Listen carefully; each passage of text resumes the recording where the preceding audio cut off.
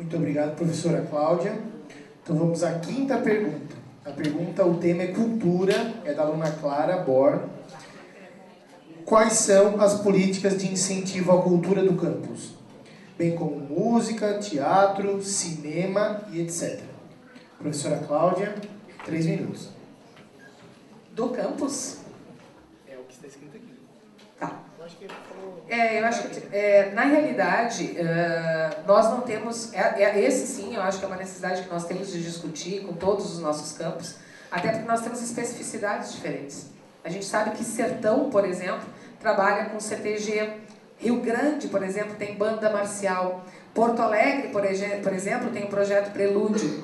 Né? Nós temos aí iniciativas em Erechim, por exemplo, na área de cinema. Então nós temos diversas atividades que são trabalhadas por diversos campos. E não temos ainda uma política para isso. Como é que nós vamos incentivar isso? O que nós precisamos? Professores dispostos e disponíveis a fazer esse trabalho, sentar, discutir e nos ajudar a traçar essa política de incentivo, com recursos, né, com infraestrutura. Não dá para a gente pensar, em cultura sem ter salas específicas, sem ter instrumentos musicais, sem ter professores que possam fazer essa formação.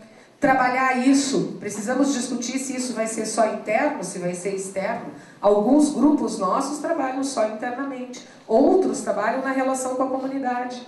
Eu conversava aqui um dia com o nosso mediador, por exemplo, e ele colocando justamente a necessidade que nós tínhamos de fazer trabalhos externos, inclusive aqui na comunidade, na área musical. Então, política de cultura, nós realmente não discutimos, precisamos discutir.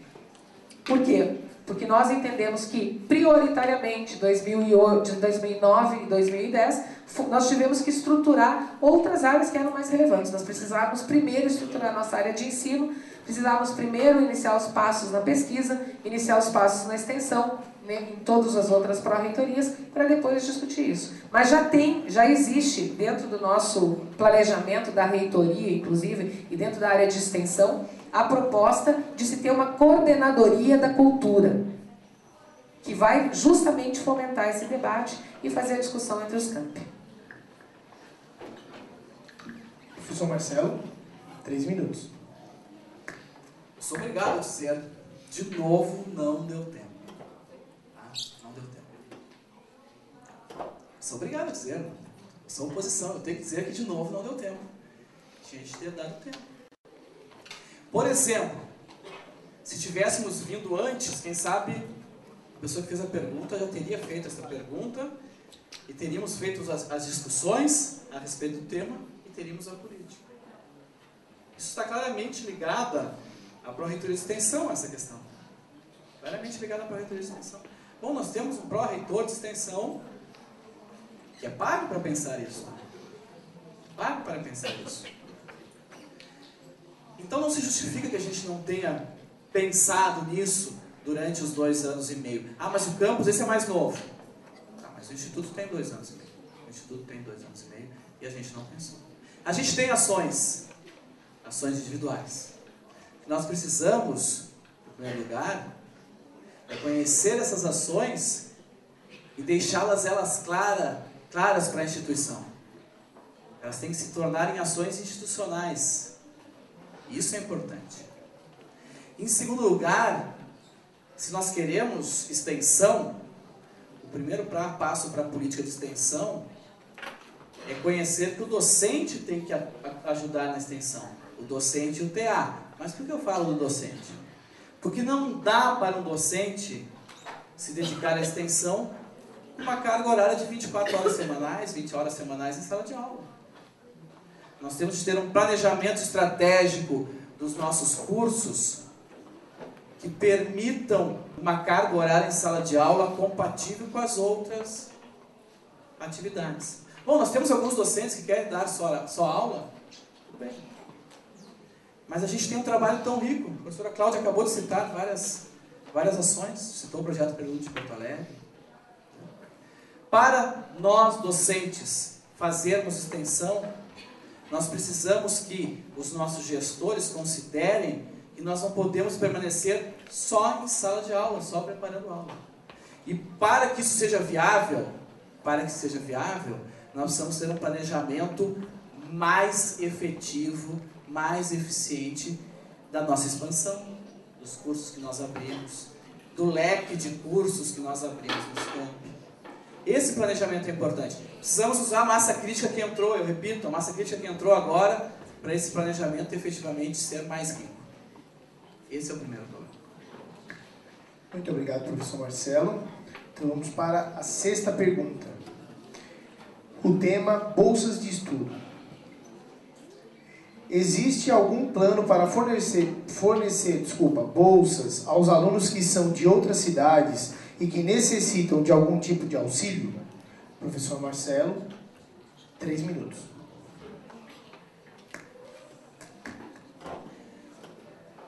Nós vivemos um tempo em que o Ministério da Educação ele tem uma política para proporcionar a permanência do grupo de alunos na escola. Há uma preocupação muito grande com a evasão. Nós vivemos isso em todos os campi. Nós mesmos, professora Cláudia, quando a gente entra em algumas salas de aula, em alguns campi, elas estão vazias. E a gente tem que fazer com que esses alunos permaneçam. Faz parte da política de permanência ações com recursos orçamentários. Nós temos uma ação, cujo número, uma ação orçamentária 2994, que destina recursos para assistência estudantil. Na assistência estudantil, nós podemos e devemos implementar várias ações. Nós temos de ter um programa de transporte, auxílio transporte, por exemplo. Isso existe em outras instituições. Nós temos que ter um programa de auxílio refeição. Por quê? Porque o aluno que se alimenta não é só merenda para o ensino médio, é auxílio refeição para todos os alunos. Isso a gente vê nas universidades. A gente pode fazer até auxílio creche para os alunos mais velhos que para vir à escola precisam deixar os filhos em creche. Então, há uma série de ações que são suportadas por uma ação orçamentária identificada no Congresso Nacional que a gente tem que executar. Cabe ao gestor fazer um bom uso desses recursos. Em vários campi isso está acontecendo. Nós precisamos de uma equipe que transporte essas ações que ocorrem em vários campi para todos eles. Nós temos dificuldades específicas que têm que ser atacadas. Cada campus, na verdade, tem um aluno com um perfil um pouco diferente. Nós temos que deixar o campus identificar essas necessidades. Mas a reitoria tem que instrumentalizar o campus para ele poder executar a assistência estudantil a partir do orçamento que nós temos. Obrigado, professora Cláudia, 3 minutos. Rapidamente, eu preciso resgatar uma fala anterior. Tá? Dizer que não é que não deu tempo. Nós não tínhamos gente. O professor Marcelo esquece de dizer que na reitoria nós trabalhamos 9 meses em 6. 9 meses. Que até o ano passado, em agosto do ano passado, nós éramos 30 na reitoria. Enquanto o Instituto Federal de Sul Rio Grandense já tinha quase 100. Então, nós preferimos colocar 24 professores aqui, ao invés de colocar professores lá na reitoria. Nós preferimos colocar técnicos administrativos no campus, ao invés de colocar na reitoria. Foi isso que nós fizemos. Mas quero dizer também que eu não diria que os alunos têm perfil diferente. Também acho que não é essa questão do diferencial. Eu diria que cada campus tem a sua especificidade, tem a sua necessidade, a sua demanda. E no que diz respeito à assistência estudantil e no quesito bolsas, nós não tínhamos assistência estudantil até o ano passado.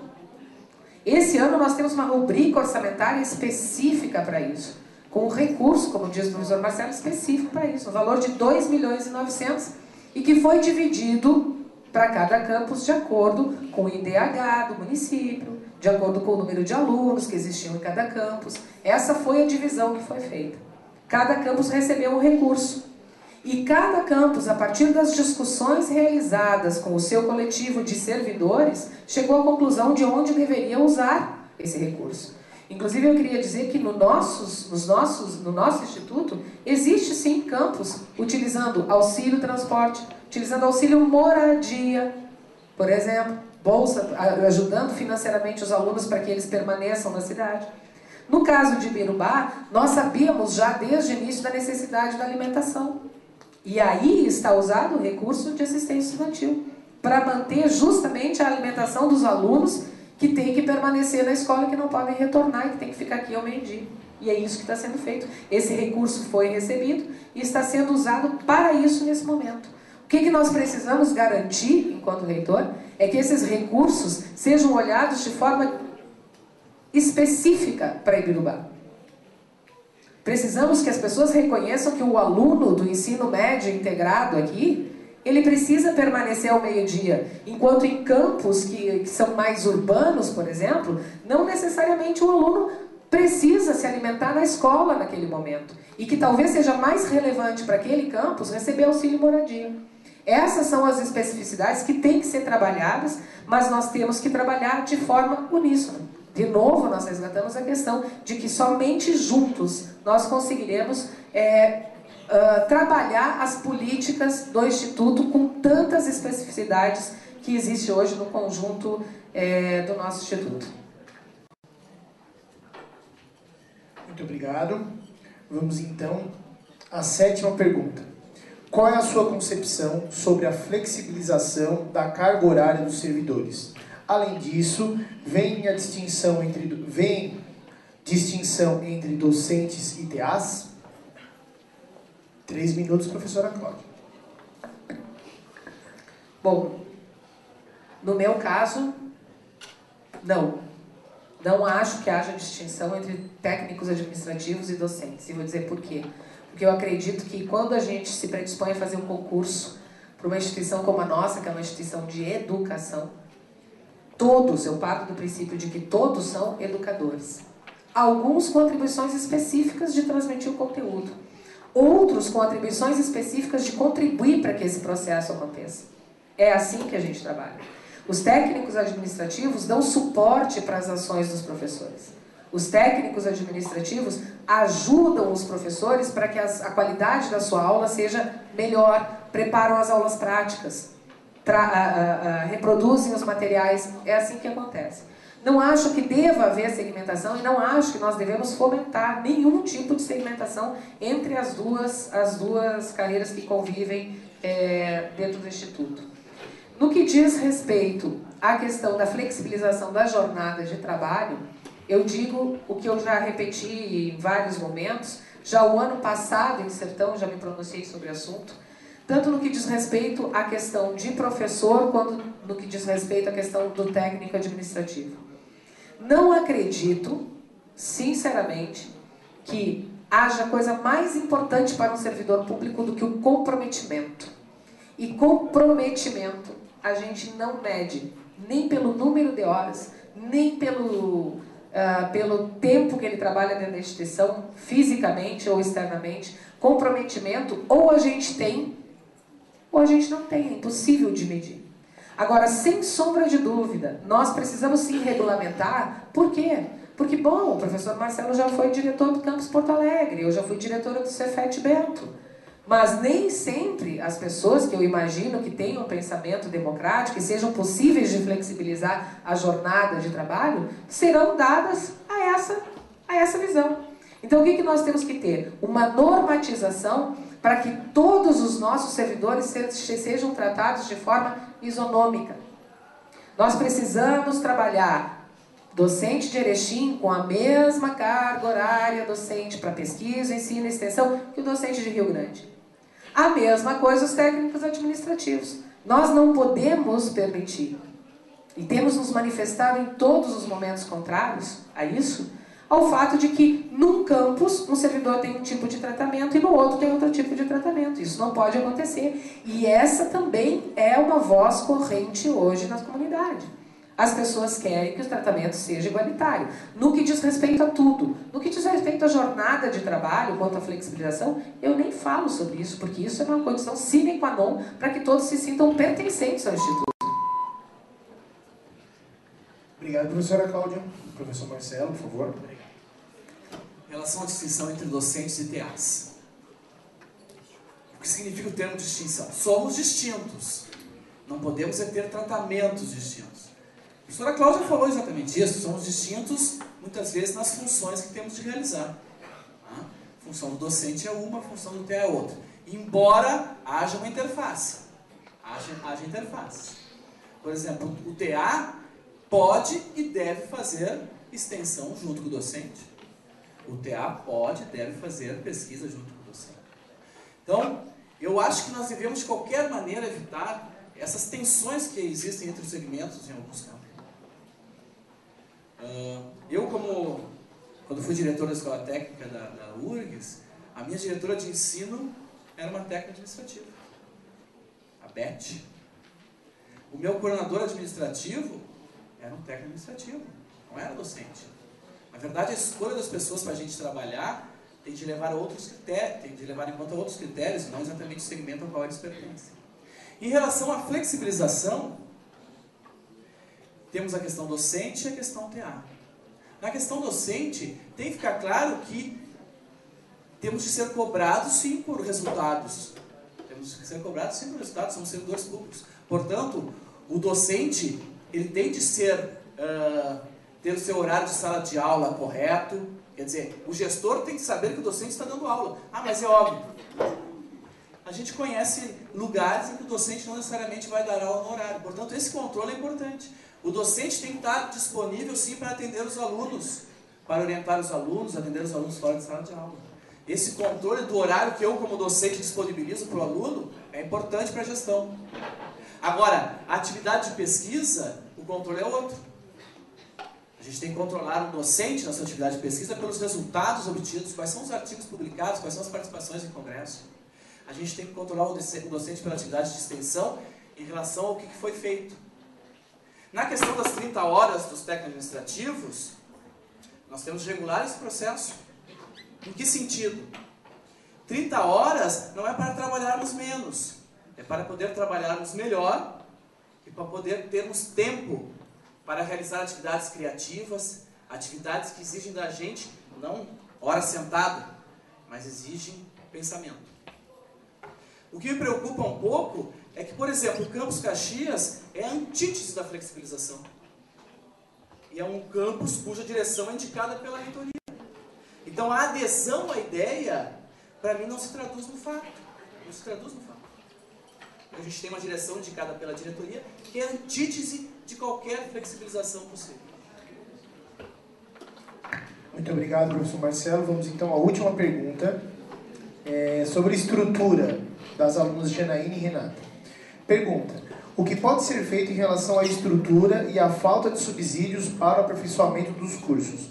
Os laboratórios, as salas de aula e projetos em andamento presentes no campus. Por favor, professor Marcelo, 3 minutos. Estrutura se resolve com planejamento e com recursos orçamentários, com dinheiro. A questão do planejamento, eu cito aqui, porque as dificuldades que a gente encontra nos campi por falta de estrutura, ela é decorrente de um planejamento imprudente. Eu sei que como gestor público a gente enfrenta dificuldades, tem de tomar decisões, eu sei. Muitas vezes o cavalo está passando encilhado, eu sei disso. Mas quando isso é a regra geral, então nós temos um problema de planejamento. Bom, temos de rever os nossos planejamentos. Temos de ter uma Pró-Reitoria de Desenvolvimento Institucional que olhe a instituição para o futuro de uma forma viável. De uma forma em que a gente não tenha de administrar constantemente crises. Na verdade, a gente tem uma gestão eterna de crises. É isso que acontece no Instituto. Então, essa é a primeira questão. Bom, a segunda questão é ir atrás do recurso financeiro. A professora Cláudia já mostrou que temos tempos mais alvissareiros em relação ao recurso financeiro para o campus. Eu espero sinceramente que sim, porque senão teremos de buscar alternativas em relação a isso. A gente visitou o campus é lindo, O dia estava lindo para visitar o campus, então o campus estava mais bonito ainda. Nós temos uma estrutura de prédios que nos dá uma certa condição, mas nós temos que equipar. Então, qualquer reitor que for eleito, vai ter de sair em busca desse recurso orçamentário, desse recurso financeiro, para que o campus efetivamente se desenvolva. O que eu coloco é que isso não pode ser repetido. Isso não pode ser uma constante. Nós temos que mudar isso. Talvez nós devemos buscar outras formas de captação também de recursos financeiros. Nós temos que buscar parcerias. Muitas vezes essas parcerias elas são viabilizadas através de fundações de apoio. Temos que tentar ser um pouco mais inventivos. Mas o que nós não podemos é continuar repetindo esse erro uma vez atrás da outra nos campi novos. E às vezes até nos campi velhos, né? Eu também contesto várias coisas do meu campus de Porto Alegre. Contesto o fato de ter tantos cursos. Isso dificultar bastante a gestão. Então, temos que mudar a maneira de fazer o Instituto, a maneira de planejar, a maneira de pensar no Instituto. Muito obrigado, professor Marcelo. Professora Cláudia, 3 minutos. Bom, antes de iniciar, só gostaria de dizer que é o seguinte, assim, ó, em nenhum momento eu defendi aqui qualquer coisa que seja não dar aula, tá? Até porque o meu entendimento de que controle não avalia comprometimento, tá? Fique bem claro. Nós podemos ter o docente controlado dentro da sala de aula e ele não está dando aula. E aqui vocês devem saber muitos casos sobre isso. Então, para mim, essa é a questão. No que diz respeito aos recursos e a questão da infraestrutura dos laboratórios, que a gente sabe que é uma deficiência aqui do campus Ibirubá, primeiro, gente, como o campus foi federalizado a partir de agosto do ano passado, conviveram aqui dentro, convivem ainda, o ERGS ainda está aqui, a Fundibitec esteve até aqui há pouco tempo, nós tínhamos equipamentos que eram mantidos através de compartilhamento, quer dizer, é preciso que se conheça essa realidade antes de se falar em planejamento, antes de se falar em necessidades.